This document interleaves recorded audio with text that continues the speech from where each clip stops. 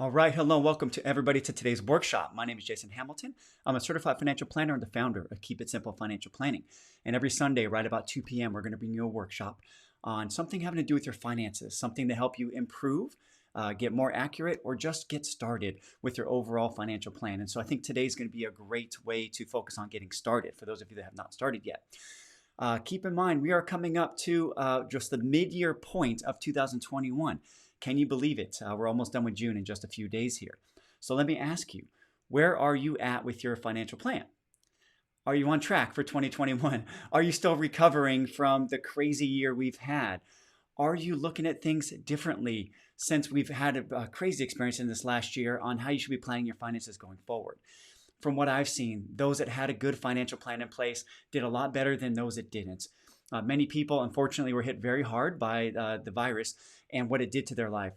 And whether it's their fault or not their fault, as far as their finances, there's only one person that can take control and create the plan and put the plan in action for you, and that is you. So today we're going to start with 10 simple and smart ideas when creating your financial plan to help you get going. So without further ado, we're going to jump right in.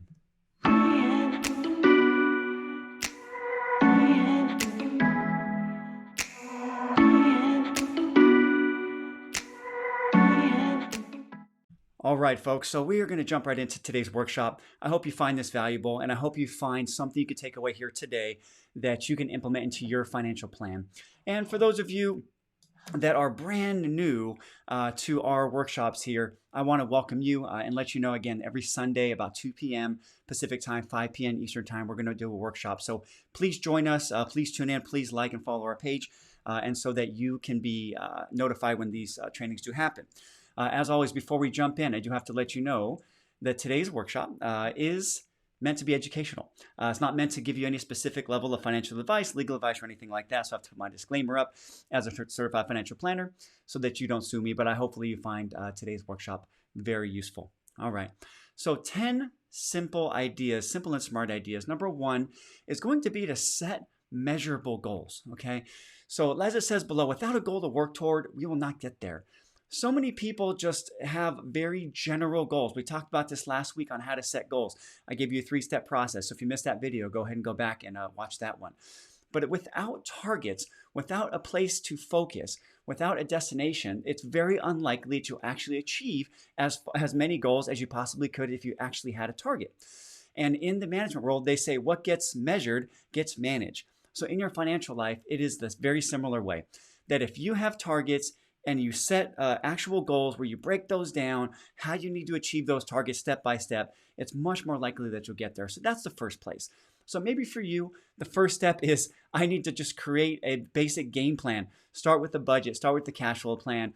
Or maybe it's just saying that, hey, I want to start investing, or I want to learn more about investing.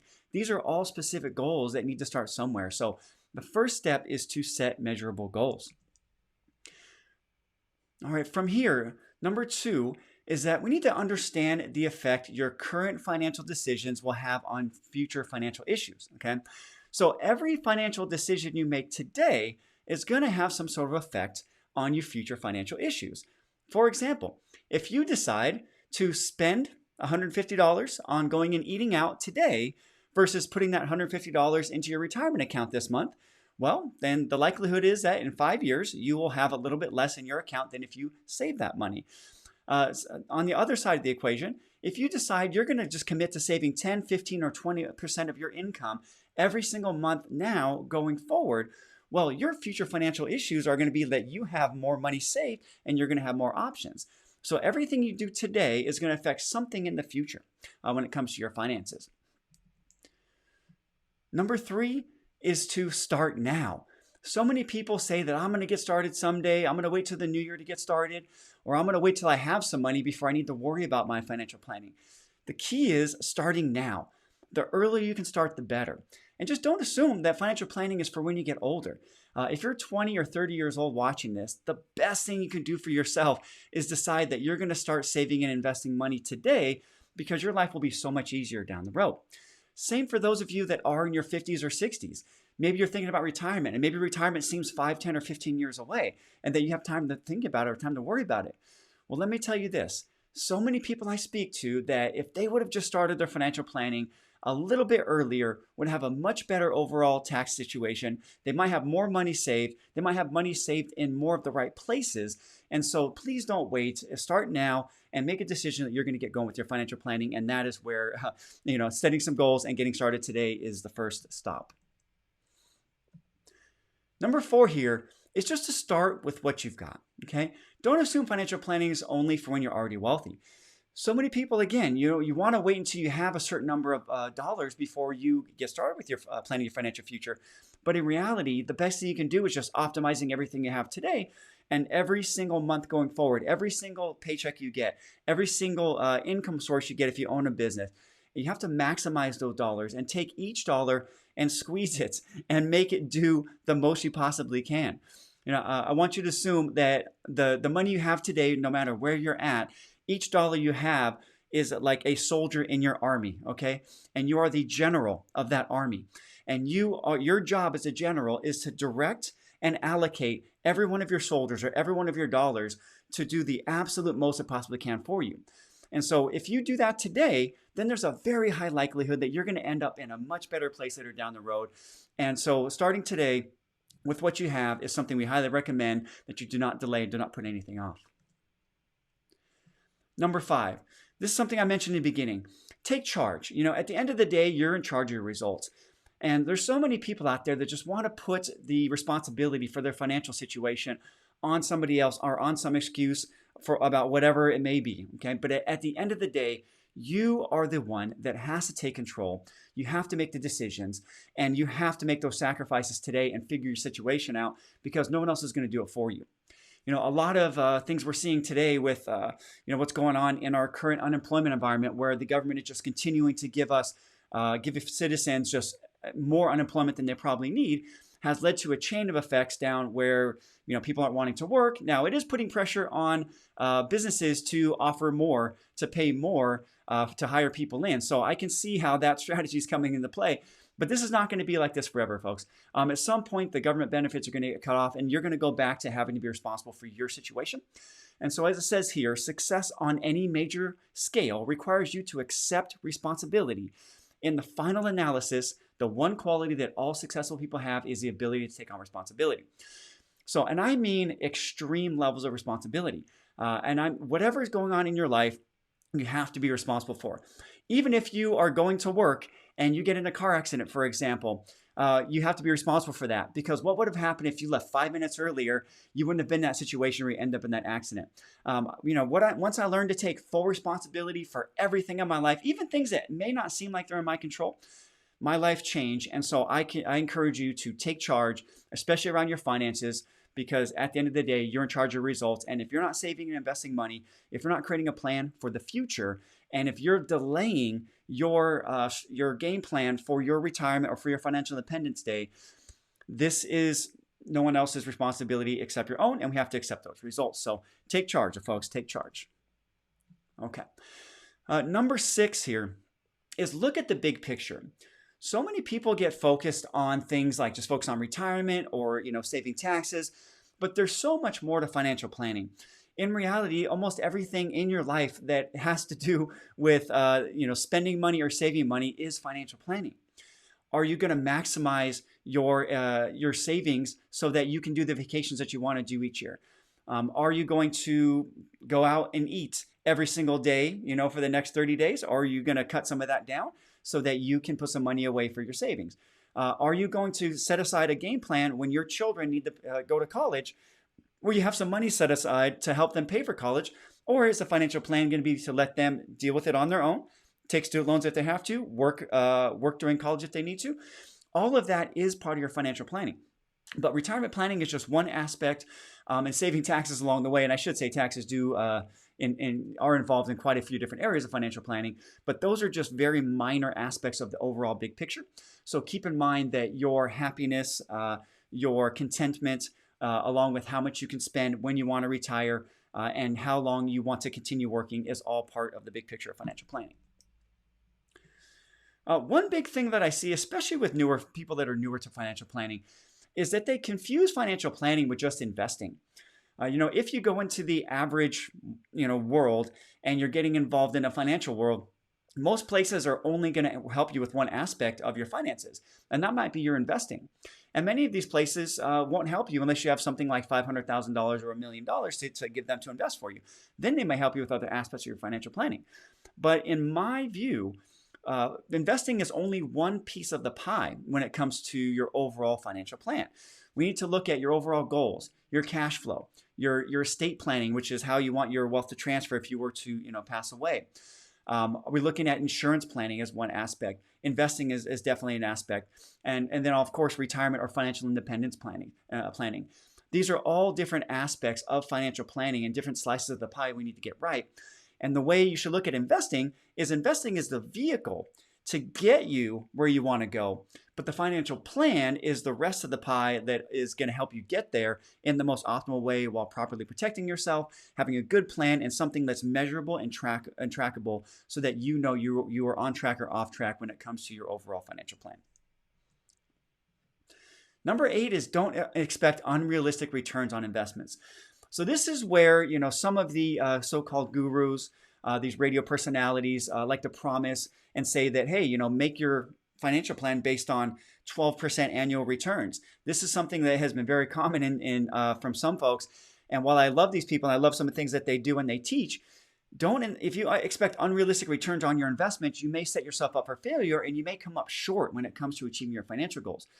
So we actually recommend that you plan a little bit on your returns so that you oversave, and that way you might get to your goals a little bit faster, but at least you're going to have a better chance than ending up where you're expecting to be at a certain age and then being disappointed because you expected an insane return on your investment when in reality you should have been a little bit more down to earth when it came to what you expected. So this is something that you want to make sure you're really smart with.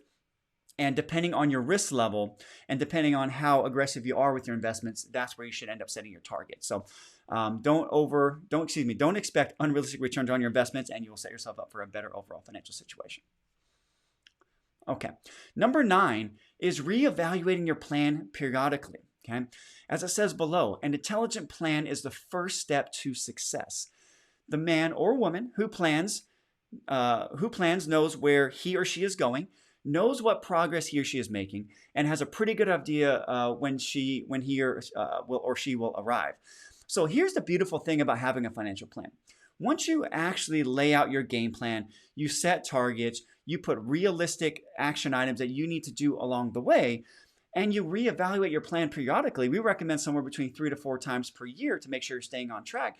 Then it's a very good chance you're going to achieve your long-term goals.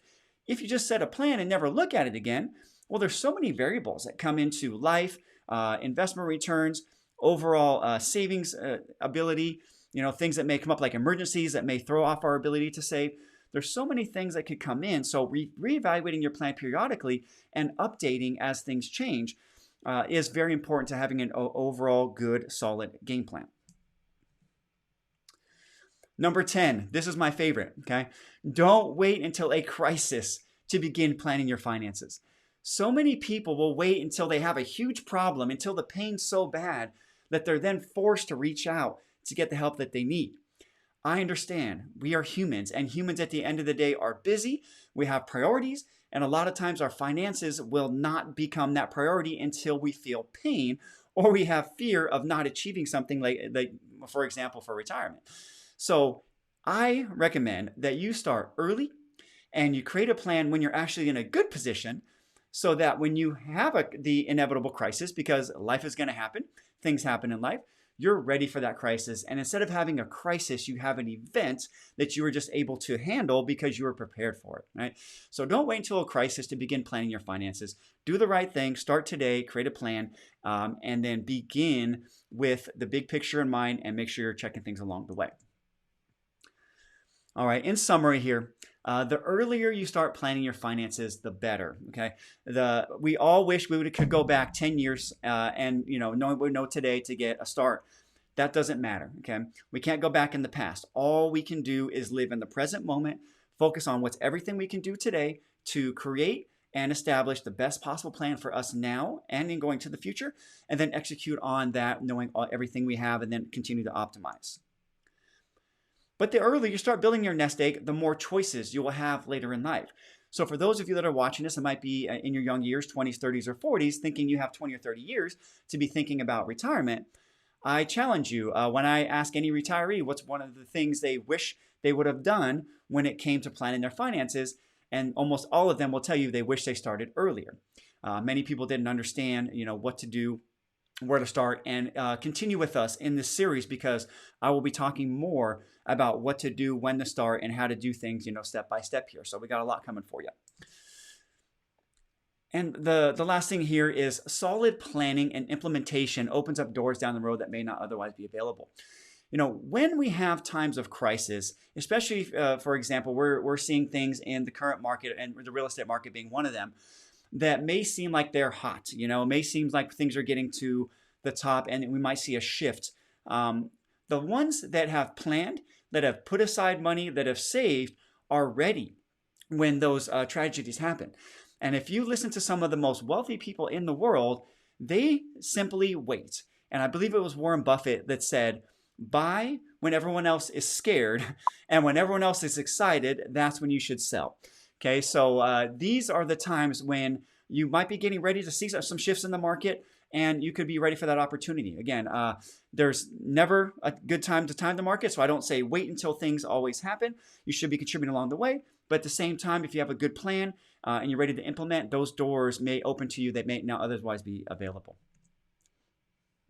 All right, so that's what I have for you today, folks. So I really appreciate you watching, appreciate your time and attention. If you're not sure where to start, we would love to help you. We do offer complimentary consultations at keepitsimplefinancial.com/talk. I want to thank you again, like I said, for your time and attention. If you have questions, please drop them down below. Then I'll be happy to go back and answer them as soon as I can. But if you need some help, you can go to keepitsimplefinancial.com/talk, and we offer complimentary consultations there. And other than that, I'm going to wish you a wonderful weekend. And next weekend is July 4th, so I'm thinking about just having some fun for the weekend. So I may skip that on our workshops. But if not, if I do, then we'll be back to next week, 2 p.m. or so on Sunday, 2 p.m. Pacific time, 5 p.m. Eastern time, and we'll see you then. All right. Have a great afternoon, and we'll see you next time. Bye-bye now.